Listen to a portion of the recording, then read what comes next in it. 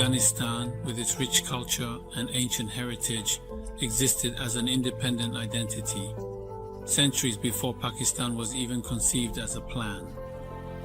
In contrast, Pakistan was the result of British colonial engineering. It was the product of the divide and rule policy that divided the communities of the Indian subcontinent along religious lines. Before the arrival of colonialism, the relations between Hindus and Muslims in this region were complex but flexible. Although there were occasional tensions, the cultures were intertwined, traditions were shared, and coexistence between religions was common. However, colonial policies disrupted this balance. Britain categorized people based on religion. It favored certain groups in governance and military control over others, and sowed distrust among ethnicities to maintain its power. The partition of India in 1947, which led to the creation of Pakistan, was not just a geographical boundary, but a historical catastrophe. Millions of people were displaced. Families and cultures were torn apart, leaving a legacy of deep repercussions. This event sowed the seeds of geopolitical tensions, not only between India and Pakistan, but throughout South and Central Asia. Western interventions, instead of healing the wounds, deepened them and turned neighboring nations into enemies.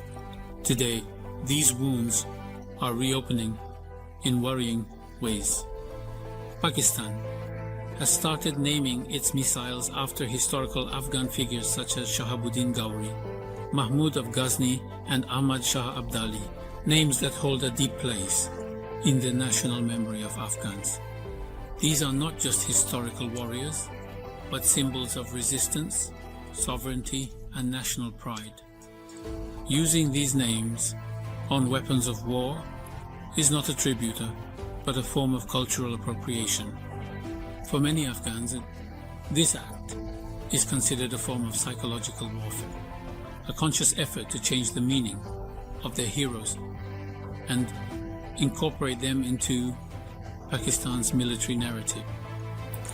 This act distorts history, covers the wounds of the past, and further isolates a nation that has been under the pressure of war and displacement for years.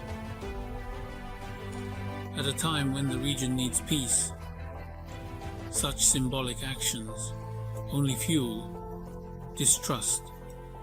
They are not building bridges, they are certainly burning them.